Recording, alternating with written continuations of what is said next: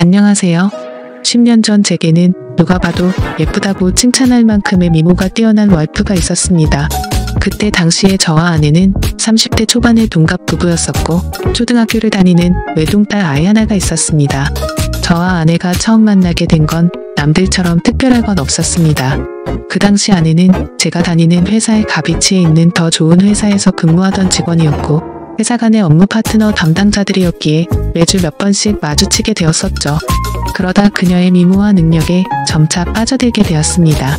저는 전문대를 나왔고 집사람은 명문대를 나왔었고 얼굴은 연예인 중에 김사랑을 닮아서 세련미가 넘쳤고 몸매도 좋았습니다. 그리고 말도 사근사근하게 잘하고 상냥해서 누구나 반할만한 그런 여자였었죠. 솔직히 그에 비해 저는 다른 사람들과 다를 바 없는 평범한 남자였었고 아내는 미모면 미모 학벌이면 학벌 그리고 저보다 뛰어난 스펙까지 뭐 하나 꿀릴 게 없었죠. 그래서 그런지 처음에는 상냥하게 말을 건네던 여자였는데 제가 관심을 보이자 그때부터는 전과 다르게 저를 깔보는 듯한 행동과 말을 서슴지 않더라고요. 그래도 그때는 왜 그랬는지 그런 취급이 아무렇지가 않았습니다. 왜냐하면 그녀를 너무나도 사랑했었기에 그런 상처보다도 그녀를 바라보는 행복이 더 컸기 때문이었죠. 아무튼 저는 계속해서 관심을 표현하면서 선물 공세를 하기 시작했고 어느샌가 그녀도 제 마음을 알아줬는지 행동이 변하기 시작했던 시점이 있었습니다. 그런데 사실 그 행동조차도 저를 사랑해서 변했던 행동은 아니었더군요. 왜냐하면 훗날 결혼하고 나서 술을 마시다 아내가 제게 그때 있었던 사실을 술김에 말해줬기 때문입니다. 아내는 그때 당시에 같은 회사의 직원과 비밀 사내연애를 하고 있었답니다. 그런데 갑자기 아내는 이별을 통보받았고 그 복수심에 저와 알콩달콩한 모습을 보이고 싶어서 그랬었다더군요. 그렇다면 제게 하는 행동을 그 자리에서 같이 볼 수 있었던 사람이었을 테고 누군지 짐작은 갔었습니다. 그때 같이 회의를 하던 사람은 아내의 팀장인 유부남과 여직원 1명 그리고 남자 후배가 1명이 있었죠. 그래서 저는 당연히 후배 남자라고 생각을 했었는데 지금 생각해보니 그게 아니었던 것 같기도 합니다. 아무튼 그때 당시에는 자세한 내막을 알지 못한 저는 그녀의 관심이 행복하기만 했었고 그녀도 저와 같은 마음이라고 확신이 들어서 고백을 하였고 연애를 시작하게 되었습니다. 하지만 저 혼자만의 일방적인 마음으로 시작한 연애는 힘든 시련들이 셀 수 없이 많았습니다. 그녀는 친구들과 술을 마시거나 피식을 하는 날이면 어김없이 연락두절은 기본이었고 제가 상처를 받든 말든 남자 사람 친구와 둘이서 술을 마신다고 아무렇지 않게 말을 하더라고요. 이미 콩깍지가 제대로 씌어져서 아내의 잘못된 모습들을 모두 다 이해하고 넘어갔던 것 같습니다. 그러다 결국 제가 너무 큰 상처를 받게 되고 그녀와 이별을 선택하게 된 사연이 있습니다. 그때 당시 여자친구는 자주 술을 마시던 남자 사람 친구와 둘이서 여행을 간다고 하더군요. 여자친구는 그 친구와는 어릴 때부터 동성 친구처럼 지내는 사이라서 걱정할 거 없다고는 하는데 아무리 제가 여자친구를 좋아해서 쩔쩔매는 입장이라고 하더라도 이건 아니지 않나요? 그래서 그동안 참아오던 모든 게 터져버렸고 분노가 한번 시작하니 도저히 걷잡을 수 없었습니다. 저는 단도직입적으로 말했죠. 만약 그 남자와 둘이서 여행을 간다면 나와는 끝이라고 말이죠. 하지만 여자친구는 그러거나 말거나 관심도 없다는 듯이 네 마음대로 하라고 하고는 여행을 가버리더군요. 그런 모습에 그동안 내가 정말 연애를 잘못하고 살았구나 하는 걸 많이 깨달았고 힘든 아픔을 겪고 있었습니다. 그렇게 2달 정도가 지난 어느 새벽에 여자친구에게서 연락이 오더라고요. 저는 제 나름대로 많은 정리를 했다고 생각을 했음에도 그녀의 번호로 전화가 오니 심장은 미친 듯이 두근거렸고 솔직히 말해서 기분이 나쁘지가 않고 반갑고 좋았었습니다. 곧바로 그녀의 전화를 받아보니 우는 목소리로 제게 사과를 하더군요. 그동안 자신에게 잘해주던 걸 너무 몰랐답니다. 그런데 헤어지고 나니까 자신도 저를 너무 사랑했다는 걸 깨달았고 용서를 해달라고 하더라고요. 그리고 그때 했던 선택은 자신도 후회한다며 다시는 그런 말도 안 되는 짓 하지 않겠다고 했죠. 솔직히 고민이 잠깐 동안 되기는 했지만 그녀의 말을 진심으로 믿고 싶었습니다. 그래서 그녀의 용서를 받아주었고 결국 연애를 다시 시작하게 되었죠. 그날 이후로는 다른 평범한 연인들처럼 그녀도 제게 헌신을 다해주더군요. 달라진 모습에 저는 하루하루가 행복했었고 제 선택에 후회가 없었습니다. 그렇게 행복한 연애를 하던 중 1달 정도가 지난 뒤에 아내는 제게 말했습니다. 아무래도 아이를 가진 것 같다고 해서 병원에 가봤는데 임신한 지 3개월이 되었답니다. 그 이야기를 듣고 나서 심장이 덜컹하더군요. 솔직히 기분이 좋아야 정상인데 뭔가 석연치 않은 기분이 들었기 때문입니다. 3개월 전이면 아내가 남자 사람 친구와 여행을 갔을 시기와 겹쳤기 때문이었죠. 그래서 저는 더 이상 의심하고 싶지도 않았고 직설적으로 물어봤습니다. 혹시 그 남자랑 여행 가서 별일이 없었던 거 맞냐고 했죠. 그러자 여자친구는 불같이 화를 내면서 무슨 그따위 생각을 하냐고 하더라고요. 정말 그 친구와는 동성 친구처럼 지내는 사이라서 아무 일도 없었답니다.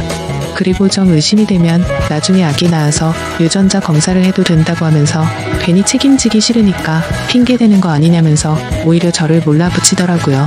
그래서 일단 당장은 아내의 당당한 태도에 제가 너무 의심만 가지고 기분 나쁜 소리를 한 건 아닌가 싶어서 사과를 했고 결국 아내와 저는 아이를 낳기로 결심을 하고 서둘러서 결혼을 했습니다. 신혼집은 걱정이 없었고 아내도 그걸 잘 알고 있었습니다. 그때 당시에는 부모님께서 하시던 자영업이 잘 되고 있었기 때문에 모아둔 재산이 제법 많았었기 때문이었죠. 그래서 신혼집을 서울 한복판에서 대출 없이 자가로 시작했습니다. 그때는 정말 남들 부러울 거 하나 없었고 진짜 세상이 모두 다 제 것만 같았습니다. 결혼을 하고 나서 집사람은 곧바로 다니던 회사를 그만두고 딸 아이를 출산하게 되었죠. 그리고 아내와의 합의하에 딸아이와 저의 유전자 검사를 해봤는데 제 친자식이 맞더라고요.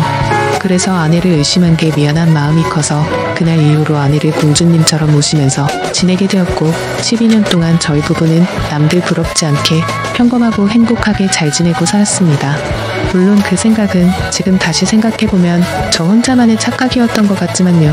아내가 연예인처럼 예쁘고 날씬하고 동네 주민들 누구에게나 상냥했었는데 이런 성격들이 어쩌면 다 불행의 시초였던 것 같습니다. 그때는 착하고 상냥한 성격이 마냥 좋다고 생각했는데 있는 도끼에 발등 찍힌다는 말이 절실하게 생각나더군요. 아무튼 어느 날 옆집의 유명 배우처럼 생긴 데다가 근육질 몸매의 얼굴도 잘생긴 30대 정도의 이혼남이 이사를 오게 되었습니다. 아마도 그 시기부터 뭔가 모르게 평화로웠던 제 삶이 엉망진창으로 뒤엉켰던 것 같네요. 그 사람이 이사를 오고부터 복도에 담배 냄새가 많이 났었고 담배꽁초가 많이 버려져 있었습니다. 그걸 참다 못한 집사람이 그놈에게 주의를 준다고 하면서 말을 섞더니 그 남자에 대해서 나쁜 사람이 아니었다며 저보고도 오고 가며 친하게 지내라고 하더라고요. 솔직히 그때는 그냥 그런가 보다 정도였습니다. 하지만 아내는 저와 이야기를 할 때 자신도 모르게 매번 옆집 아저씨가 이랬다 저랬다라고 하면서 언제부턴가 옆집에 사는 이혼남의 이야기를 과하다 싶을 정도로 많이 하더라고요. 그래서 제가 회사에 출근을 하고 나서 저렇게 많이 이야기를 나누는 건가 싶었습니다. 그렇다고 괜히 예전처럼 또다시 의심을 할 수도 없는 노릇이었고 혹시라도 찌질하게 보일까 봐서 일체의 잔소리를 삼가했습니다. 결혼 전에도 딸아이가 제 아이가 아니라고 의심했던 미안함이 너무 컸었기에 사랑하는 아내를 믿을 수밖에 없다고 생각을 했고 그때까지만 해도 다른 생각은 딱히 하지 못했습니다. 하지만 날이 가면 갈수록 아내의 행동에서도 많은 부분들이 달라지는 게 느껴지기 시작했죠. 언제부터인가 제가 퇴근을 하고 집에 들어오면 집사람이 집안에서도 화장을 진하게 하고 있다든지 평소와는 다르게 집에서 입는 반바지나 치마가 과하다 싶을 정도로 많이 짧아졌습니다. 제가 고지식해서 하는 생각이 아니라 그냥 누가 봐도 민망하다 싶을 정도로 너무 많이 드러냈었죠. 오죽하면 근처 슈퍼에 가서 담배를 사고 있을 때 슈퍼 아주머니가 그러더군요. 아이 엄마가 너무 노출이 심하다면서 요즘 동네 아줌마들 사이에서도 말들이 많다고 하더라고요. 하지만 과거에도 아내의 미모를 시기 질투해서 가끔 그런 이야기들이 오고 간 적이 있어서 대수롭지 않게 생각했고 집에서만 지내다 보니 아내가 많이 외로워졌나? 라는 생각까지 들더라고요. 그렇게 아내를 믿으면서 평소와 다름없이 지내던 어느 날이었습니다. 외근을 다녀오고 나서 평소보다 일찍 퇴근하고 집으로 들어갔는데 아내가 샤워를 하고 있더라고요. 그래서 아무 생각 없이 옷을 갈아입고 안방에서 TV를 보면서 쉬고 있으니 아내가 욕실에서 나오더군요. 그런데 생전 처음으로 보는 민망한 속옷 차림으로 나오더니 아내도 약간 놀라는 듯한 눈치였습니다. 아내는 오늘 무슨 일로 일찍 들어왔냐고 하면서 놀라는데 오늘 외근 갔다가 일찍 들어왔다고 말했고 처음 보는 속옷이라고 하니까 기분 전환 겸 샀다고 하더라고요. 그래서 그냥 그런가 보다 생각은 했지만 도저히 주부의 속옷으로 보기는 힘들었습니다. 그냥 기분이 찜찜했지만 그러려니 했고 일찍 마친 김에 같이 장이나 보러 가자고 하고서 아내와 같이 외출을 하게 되었죠. 그렇게 엘리베이터를 기다리고 있는데 옆집에 사는 이웃남도 때마침 문을 벌컥 열고 나오더군요. 그런데 약간 흠칫하는 듯한 모습이 이상하게 생각되었고 같이 엘리베이터를 탔는데도 뭔가 알 수 없는 묘한 기류가 느껴졌습니다. 평소에 친하게 지낸다던 아내와 이웃집 남자가 이야기도 잘 섞지 않았고 옆집 남자는 저와 인사를 하면서도 제 눈을 똑바로 쳐다보지를 못하더군요. 예전에도 이런 모습들이 보였기 때문에 단지 성격이 좀 소극적이거나 수줍음이 많은가 보다 생각했었고 그저 내성적인 사람이려니 생각했었습니다. 그런데 갑자기 저런 모습이 저에게만 그런 건가 싶은 생각이 들었죠. 그래서 마트를 가는 동안 아내에게 물어봤습니다. 옆집 남자랑 친하다면서 왜 어색하게 인사하냐고 했더니 몇 번 마주쳤는데 보면 볼수록 사람이 착하기는 한데 뭔가 어두운 느낌에 멀리했다고 하더군요. 그러면서 아파트 반상회에서도 아주머니들 사이에서 말이 많았다며 말을 이어갔습니다.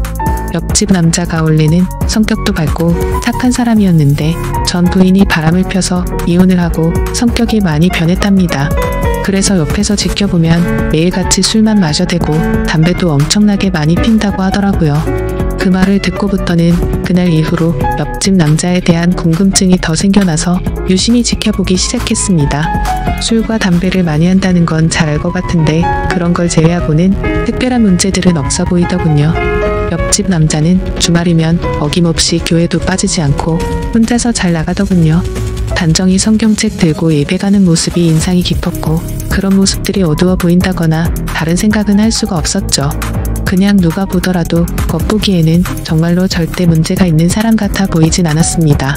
그리고 눈을 잘 마주치지 못할 뿐 제가 보기에는 인사도 잘해서 친절하고 예의가 바른 사람으로 보였고 제가 직접 지켜본 옆집 남자는 아내가 말했던 모습과는 전혀 달랐기에 의심이 싹트기 시작했습니다. 솔직히 말해서 제 아내가 유부녀라고는 하지만 매일같이 운동을 다니면서 관리를 잘해서 아이를 출산하기 전처럼 몸매도 좋았고 피부 관리도 항상 잘해왔기에 20대 중반으로 밖에 보이지가 않았죠. 그래서 길을 가다가도 남자들이 10명 중에 5명은 다시 쳐다볼 정도로 훌륭했었기에 옆집 사는 남자도 충분히 관심을 가지고서 저 몰래 들이대지 않았을까 싶었습니다. 그리고 그때부터는 별의별 생각이 다 들더라고요.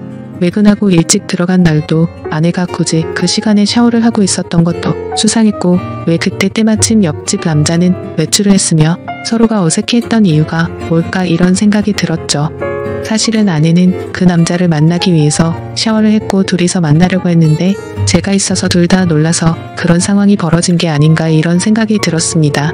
심지어 그날 마트에 다녀오고 나서도 잠들기 전 낮에 봤던 아내의 모습이 아른거려서 다가갔더니 아내는 이 핑계 저 핑계를 대면서 저를 피했던 모습이 기억났습니다. 절대 두 번 다시는 아내를 의심하지 않는다고 맹세하고 지키려고 애써봤지만 의심이 싹을 트기 시작하니 걷잡을 수 없이 커져가더군요. 아내가 입고 있는 의상들도 예전에는 그러려니 했었는데 이제는 옆집 남자한테 잘 보이려고 저 따위로 입은 건가?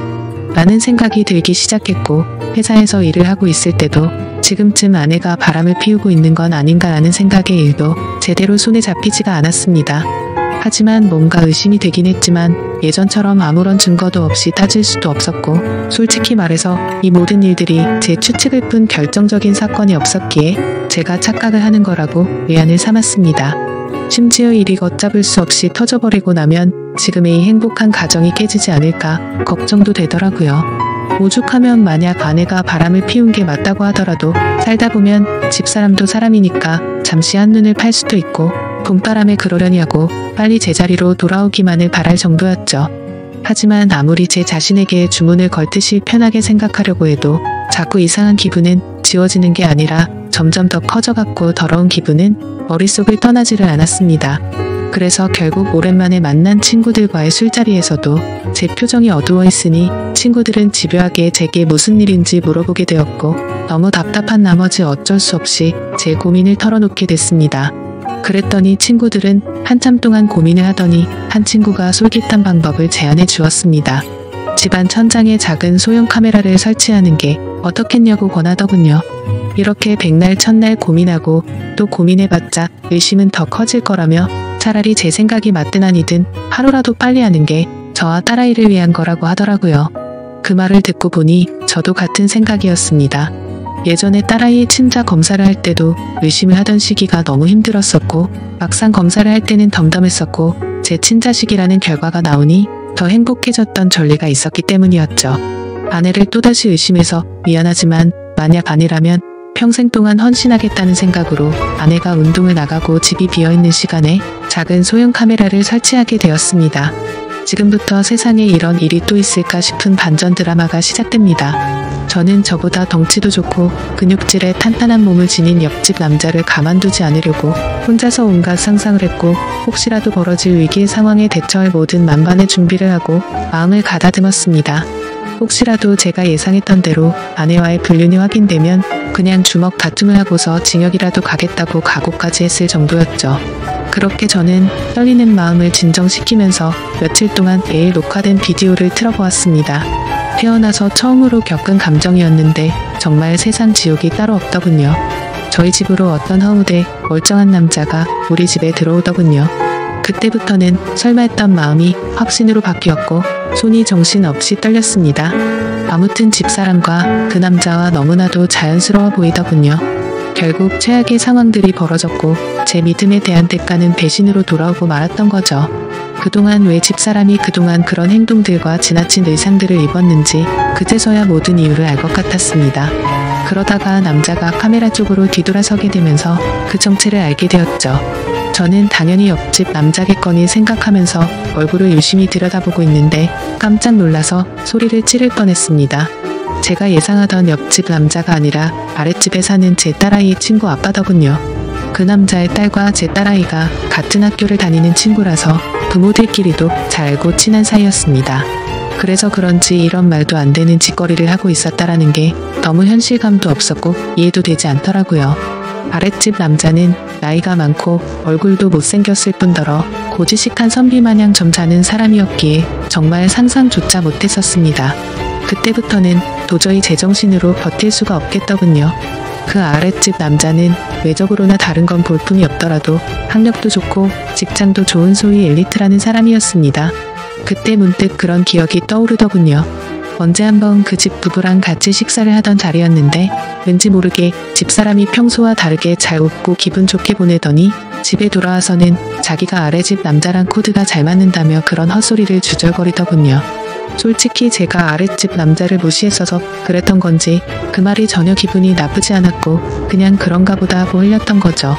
지나고 나서 생각해보니 그때부터 이미 눈이 맞았던 걸 눈치챘어야 했던 건데 제가 너무 한심스럽고 원망스러웠습니다.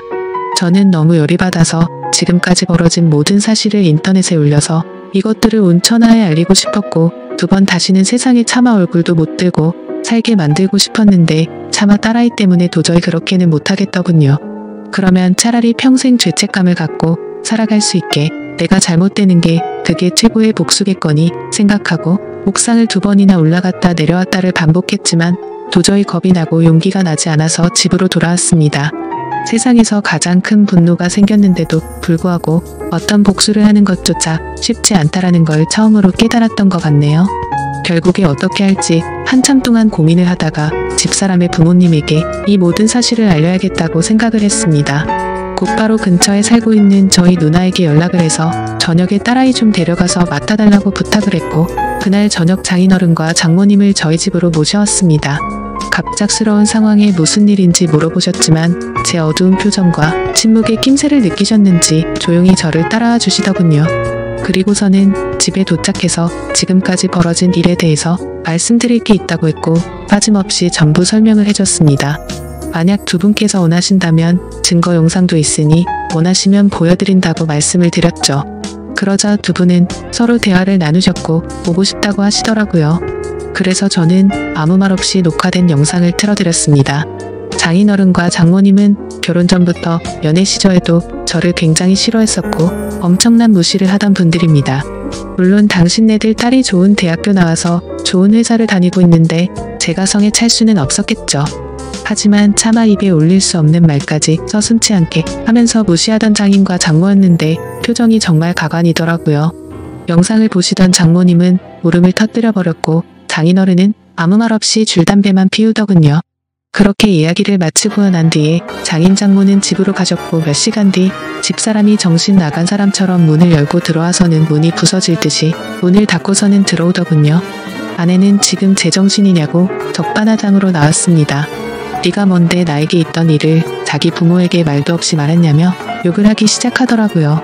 그냥 이혼하면 쉽게 끝날 문제인데 이를 왜 키우냐고 하면서 이혼하자고 발악을 하면서 대들더군요. 그 모습을 보니 너무나도 허탈했고 슬퍼서 오히려 제가 눈물이 다 났습니다. 저에게 미안하다고 한마디만 했었더라도 많은 게 달라졌을지도 모릅니다. 차라리 거짓말이라도 하면서 울고불고 빌었더라면, 다시는 안 그러겠다고 매달렸다면 아마도 저는 용서했을지도 모릅니다. 그때는 제 목숨보다 소중했고 제 모든 걸 줘도 아깝지 않아서 정말 소중하고 과분했던 집사람이었죠. 그만큼이나 저는 진짜 많이 아내를 사랑했었습니다. 너무 화가 났지만 차마 집사람을 건드릴 수는 없었기에 저는 그냥 바닥에 뒹굴면서 서럽게 통곡을 했습니다. 결국 집사람과는 이혼을 하기로 했고 아내에게 귀책 사유가 있었기에 딸아이는 제가 맡기로 했습니다. 그리고 아랫집 그 정신나간 유부남도 이 모든 사실이 드러나자 그 유부남의 아내가 회사에서 한바탕 난리를 치는 바람에 불명예 퇴직을 당하게 되었고 결국에는 이혼까지 당했다고 하더군요. 그리고 당장은 집에서 아이를 키울 사람이 없었기에 독신으로 지내고 있던 누나가 저희 집으로 들어와서 딸아이를 잘 키워줬습니다. 가진 거라고는 집 하나 딸랑 있었는데 그 집을 팔고 싶지는 않았습니다. 당장 팔면 너무 막심한 손해였을 뿐더러 온전히 제 딸아이에게 물려주고 싶었기 때문이죠. 그래서 저는 제 딸아이에게 모든 걸 다 해주고 싶어서 정말 열심히 살았습니다. 나름대로 수입이 적지는 않았던 덕분도 있었고 제가 열심히 하는 만큼 수익은 더 늘어났기에 항상 추가 근무를 지원해서 했고 일 없는 날에는 대리기사도 뛰면서 정말 열심히 살았습니다. 제가 부족해서 엄마 없이 키운 죄를 물질적으로 풍족하게 해서라도 딸아이에게 모든 걸 보상해주고 싶었죠. 저는 5년째 낡은 구두를 고쳐가며 신어도 제 딸의 옷과 신발은 꼭 일명 메이커로 사서 입히고 신겼습니다. 딸이 오나면 유학도 보내주고 원하는 건 다 해주고 싶었고 시집 갈 때도 진짜 잘해주리라고 마음먹고 악착같이 일만 했습니다. 그래서 일주일에 5번 넘게 마시던 술도 안 마시게 되었고 담배도 끊었습니다. 하루에 15시간씩 고된 일을 하고 집에 들어와서 공주님처럼 곤히 자고 있는 제 딸을 보면 신기하게도 그날 있었던 모든 피곤함과 스트레스가 모조리 사라지는 기분이 들더군요. 딸 아이가 엄마가 없는데도 불구하고 큰 말썽도 안 부리고 건강하게 잘 커져서 고마웠습니다. 쌓여가는 딸의 시집 및 전 통장 잔고가 쌓여가는 걸 보면서 제 인생도 제자리를 찾아가는 기분이었죠. 그러다 딸 아이가 초등학교를 졸업하고 중학교 들어갈 때쯤 저에게 중매가 들어왔습니다. 여자가 얼굴도 참하고 통통하고 다 좋은데 약간씩 다리를 절더라고요. 공부도 많이 하지 못했고 집안에 돈을 보태주느라 모은 돈도 500만원 정도밖에 없다고 했습니다. 허우대 멀쩡해서 예쁜 몸 자랑하느라 이 남자 저 남자한테 눈 웃음 치면서 사는 여자보다는 낫다고 생각들더군요. 다리를 절어도 마음을 저는 것보다 제대로 정신 박힌 여자가 훨씬 더 낫겠지라고 생각을 했습니다. 저희는 그렇게 중매로 만나서 서로가 점점 호감을 쌓아가게 되었고 결국에는 따로 식은 올리지 않고 혼인신고만 하게 됐습니다. 그 이후로 저와 아내는 살림을 합치게 되었고 바로 그 다음 해에 아들을 갖고서 낳게 되었습니다. 지금의 제 아내는 처절하고 아팠던 지옥 같은 제 과거를 보상해주는 하늘에서 내려준 천사 같은 복덩어리였습니다. 아내는 빈손으로 결혼해서 미안하다며 늘 미안하다는 말을 입에 담고 살았고 제가 그렇게 말렸는데도 불구하고 살림에 도움이 되고 싶다면서 동네 마트에서 다리를 절면서도 알바를 하더군요. 예전 집사람은 지방에서 연하남과 살림을 차렸다고 하던데 철이 없는 남자를 만났는지 형편이 말도 안 되게 어렵다고 하더라고요. 그래서 가족들한테 돈을 엄청나게 빌린 뒤로는 가족들에게조차 도통 연락이 없다고 하더군요. 뭐 그러던지 말던지 저는 제 인생을 살려고 합니다. 이젠 저는 두 아이들을 위해서 그리고 지금의 아내를 위해서 더욱 더 열심히 살 겁니다. 어제 성과금이 들어왔습니다. 오늘은 저녁에 아내가 좋아하는 소고기에 소주나 한 잔 마시면서 하루를 정리하려 합니다. 지금까지 제 사연을 읽어주셔서 감사합니다.